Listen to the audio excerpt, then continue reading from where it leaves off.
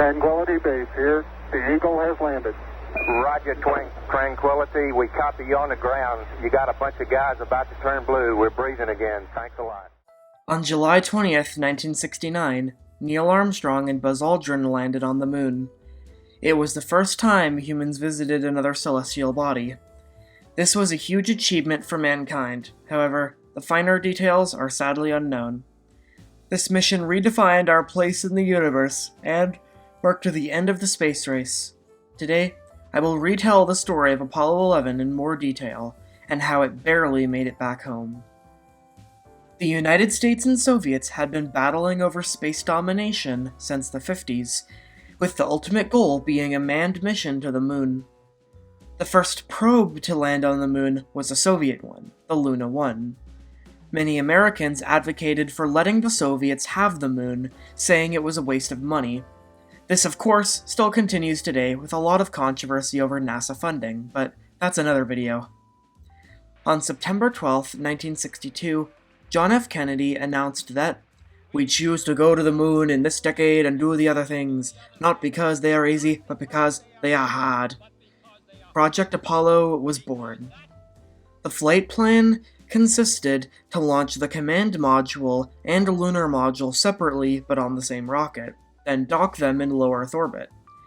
Despite the death of JFK, the project lived on, and the command and lunar modules were developed. The project was set back after the Apollo 1 fire killed all 3 astronauts, but things picked up again, and several test flights were flown. The last being Apollo 10, which launched on May 18, 1969, and conducted a dress rehearsal for Apollo 11. The mission consisted of hovering the lunar module just over the surface enough, and then disconnecting it and going back, but never landing. People were wondering if they could have landed, but they only had enough fuel for the plan. There's a subplot in the show For All Mankind, where they had enough fuel but decided not to land, and ended up letting the Soviets win. This was only done for the sake of the show. With that, it was time for the first mission to the moon to launch. And while that was going on, the Soviets had just launched the N-1 rocket, the competitor to the Saturn V, launched from the Baikonur Cosmodrome and ending 40 seconds after its launch, and the same place as it is, when the rocket decided to kill itself by having all but one engine fail. It fell back to Earth, exploding in a fireball that would serve as a warning sign for the Soviet Union itself a few decades later. For this mission, test pilots Neil Armstrong, Buzz Aldrin, and Michael Collins were selected. Neil was the commander and would be the first person to walk on the moon. Buzz was the lunar module pilot and would be going with Neil to the moon. Today, he is the only member of the flight crew who is still alive. Michael Collins was also there, but never went to the moon, piloting the command module while it orbited around the moon. For all of them, it would be their second and last mission in space. There was controversy over who would be first to set on the moon. Buzz Aldrin went around telling everyone he would be first. When he was told that Armstrong would be first, he was basically a sore loser about it, and started a lobbying campaign to make him the first person on the moon. Eventually, though, Deke Slayton, who was in charge of picking astronauts for the program, finally told Aldrin that Armstrong would be first, and due to his attitude, that he would not be considered for first. Modifications were made to the lunar lander for this mission, including the Apollo Experiments package. Apollo 10 named their command module Charlie Brown, and their lander Snoopy. Snoopy, by the way, still exists till this day.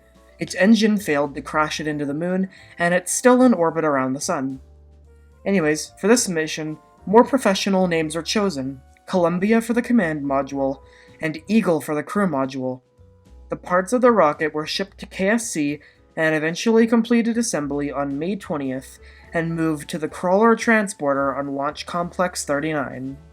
A countdown test was conducted on June 26th, and on the morning of the 16th, which would be the launch, the first and second stages were filled with liquid hydrogen 3 hours before launch.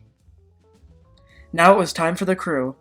Deke Slayton roused the crew shortly after 4, and they showered, shaved, and had the traditional pre-flight breakfast of steak and eggs with Slayton and the backup crew. They then donned their spacesuits and began breathing pure oxygen. At 6:30, they headed out to Launch Complex 39. A mechanic entered the Columbia about 3 hours and 10 minutes before launch, along with a technician, and helped Armstrong into the left couch at 6:54.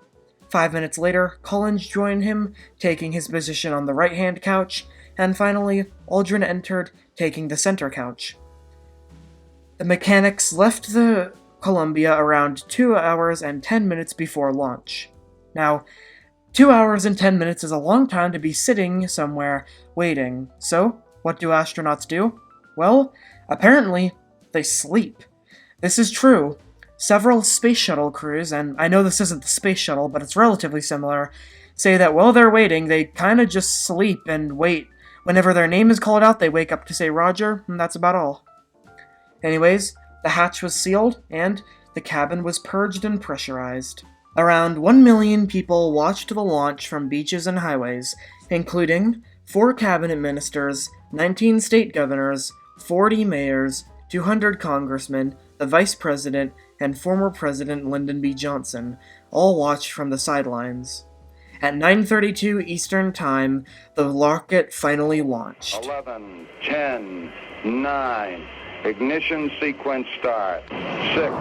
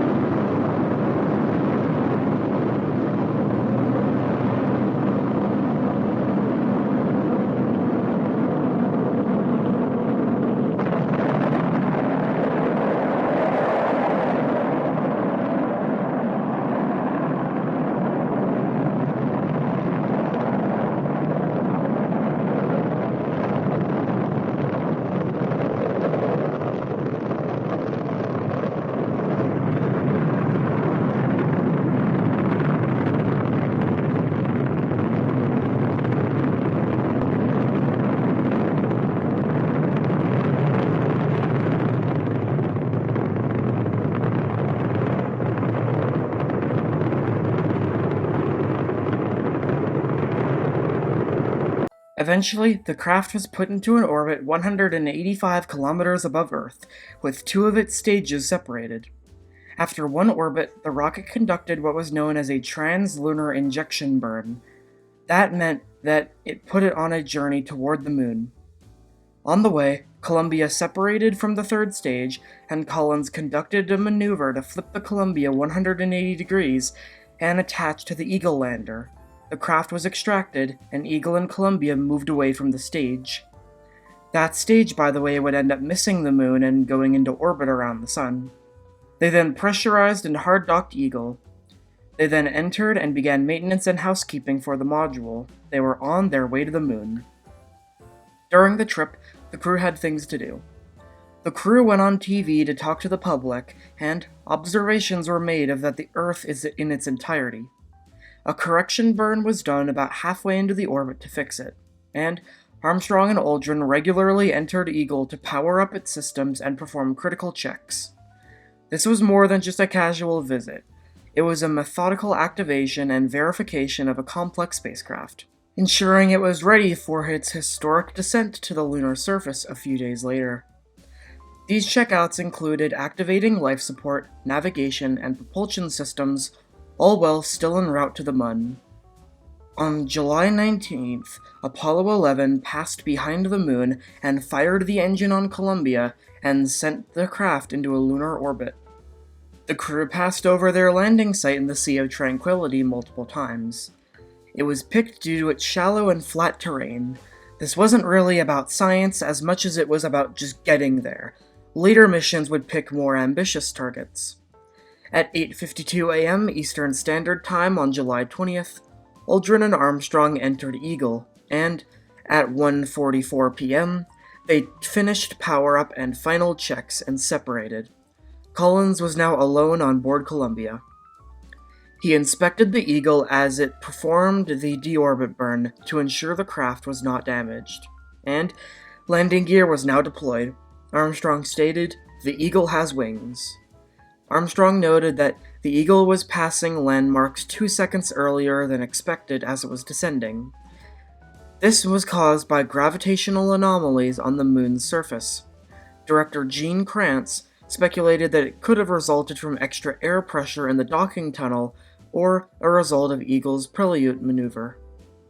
Multiple alarms went off, stating the computer could not complete all its tasks and was skipping some. However, it was safe to continue. Armstrong looked out the window and noticed that their landing site was full of rocks, and that they needed to move.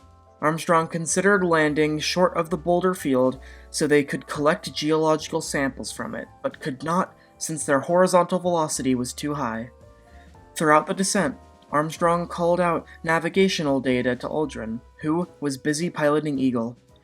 Now 107 feet above the surface, Armstrong knew that their propellant supply was dwindling, and was determined to land at the first possible landing site. Armstrong found a clear patch of ground and maneuvered the spacecraft towards it. As he got closer now, 250 feet above the surface, he discovered his new landing site had a crater in it. He cleared the crater and found another patch of level ground. They were now 100 feet over the surface. With only 90 seconds of propellant remaining, the lunar dust kicked up by the surface, and they finally began to land. Some large rocks jutted out of the dust cloud, and Armstrong focused on them during the descent, so he could determine the spacecraft's speed. A light told Aldrin that a leg had touched. All well, readouts were getting scarily close to running out of fuel. 3 seconds later, Armstrong shut down the engine, and the first stage of Eagle was now on the lunar surface. They had a touchdown on the Moon. Eagle had landed, and Aldrin immediately said, "Okay, engine stop." Engine stop. APA at a descent. Mode control both auto, descent engine command override off. Engine arm off. Port 13 is in. We copy you down, Eagle. Houston, Tranquility Base here. The Eagle has landed. Roger, Tranquility. We copy you on the ground. You got a bunch of guys about to turn blue. We're breathing again. Thanks a lot. The Eagle had landed at 4:17 p.m. on July 20th. They had 17 seconds of fuel remaining. 6 hours later, the hatch of Eagle opened. Armstrong had issues with his helmet as he made through. He began his descent to the lunar surface. The remote control unit on his chest kept on letting him from seeing his feet. Climbing down the 9-rung ladder, Armstrong pulled a D-ring to deploy the modular equipment stowage assembly folded against the Eagle's side and activate the TV camera. They began to broadcast the landing, and Armstrong stepped onto the foot of the lander, still not technically on the moon yet.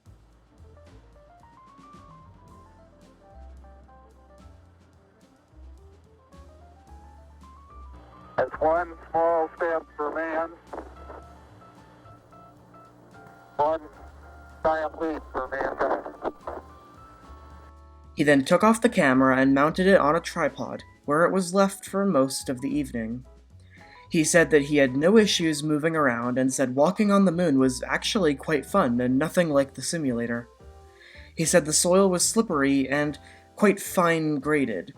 Aldrin also noted that there was no change in temperature when moving into the Eagle's shadow. They raised the flag of the United States on the moon, and it did not go well. It took a long time to raise it, and they fumbled it, with their big gloves and low gravity making it difficult. But they eventually got it, and since there was no wind, there wasn't much fear of it falling over. They took samples from the Little West crater, and placed it down experiments that could measure moonquakes. They would test this later when a Soviet craft accidentally crashed into the moon. On the lander, a monument was mounted to the leg of the Eagle, containing the words, "Here, men from the planet Earth first set foot upon the moon on July 1969 AD. We came in peace for all mankind," as well as the signatures of the 3 astronauts and President Nixon. Mission Control used a coded phrase to warn Armstrong that his metabolic rates were high and he should slow down. He was moving rapidly from task to task as time ran out.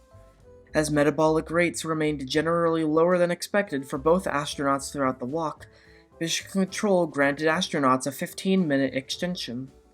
All in all, it was discovered that, with a space chute, the moon was actually a less harsh place than expected. Good news for any future moon bases. After 2.5 hours, they re-entered Eagle, but trouble wasn't over yet. During the Apollo 11 mission, Armstrong and Aldrin faced a critical moment when a circuit breaker controlling the Ascent engine broke just before their return from the moon. Without it, they couldn't lift off. Mission Control had no solution and told them to get some rest. In a clever solution later, Aldrin found a felt-tipped pin to manually press the circuit breaker back into place, allowing them to successfully ignite the engine. The astronauts left behind an Apollo 1 mission plaque in memory of astronauts Roger Chaffee, Gus Grissom, and Edward White. 2 memorial medals of Soviet cosmonauts Vladimir Komarov and Yuri Gagarin were also placed, who died in 1967 and 1968. A memorial bag containing a gold replica of an olive branch as a traditional symbol of peace was left, and a silicone message disc carrying the goodwill statements by President Eisenhower, Kennedy, Johnson, and Nixon, along with the messages from leaders of 73 countries around the world. The disc also carries a listing of the leadership of the U.S. Congress, a listing of the members of the 4 committees of the House and Senate responsible for NASA legislation, and the names of NASA's past and current top management. They prepared to leave the moon, but as they did, the Soviet Luna 15 probe crashed about 100 kilometers away from them. It was trying to get a sample back before they returned to show Soviet space supremacy, but instead, it showed the superiority of the American program, and testing that the seismometer actually worked by detecting the crash. About 21 hours later, after landing on the moon, Eagle lifted off safely. As they left the moon, the flag fell over. So, today, the first American flag on the moon is white and fell over. Eagle separated, and the bottom stage was left on the moon. Collins was on Columbia alone for 21 hours. It was remarked that never since Adam has someone been so alone. He conducted some experiments and took photos of the landing site. On the dark side, he slept. They moved all the necessary equipment to Columbia and left the Eagle in orbit. 2 hours later, they conducted a burn to send them back to Earth. In 2021, calculations showed that the Eagle was probably still in orbit around the moon, so it would be nice if one day we could recover that historic spacecraft. On July 23rd, the last night before Splashdown, the 3 astronauts made a television broadcast in which Collins commented, "All this is possible only through the blood, sweat, and tears of a number of people. All you can see are the 3 of us, but beneath the surface are thousands and thousands of others. And to all of those, I would like to say thank you very much." Aldrin added, "This has by far been more than 3 men on a mission to the moon. More still than the efforts of a government and an industry team, more even the efforts of one nation. We feel that this stands as a symbol of the indomitable curiosity for all mankind to explore the unknown." Before dawn on July 24th, the USS Hornet launched 4 Sea King helicopters and 3 Grumman E-1 tracers. 2 of the E-1s were designed as Air Boss, while the 3rd conducted communications relay. On July 24th at 12:44 p.m. EST, they splashed down near Hawaii and were picked up by the Hornet and taken to the deck. Finally concluding Apollo 11, successfully putting people on the moon and bringing them home. Since Apollo 17, humans have not returned to the moon. However, plans indicate that won't be the case for long. But the Apollo 11 story continues to serve as one of the most important moments in not only the history of spaceflight, not only the history of the United States, but the history of humanity, the first time we set foot on an object that was not the Earth. And it has continued to inspire people for years and years, despite the amount of people that also don't even believe it happened. So, is Eagle still in orbit? Will we ever visit the site again? And why are there still so many dislikes on moon landing videos? That's a very good question. 5, 4, 3, 2, 1. Zero. This will be ignition. What a liftoff. And liftoff. Roger, ignition. Boom. Switch over. 10 seconds. The guidance, Roger. the onboard guidance has now taken over baby. control. Go is good. We confirm auto ignition. That's affirmative, auto ignition. And they're now tilting over at an angle, speeding up very quickly now.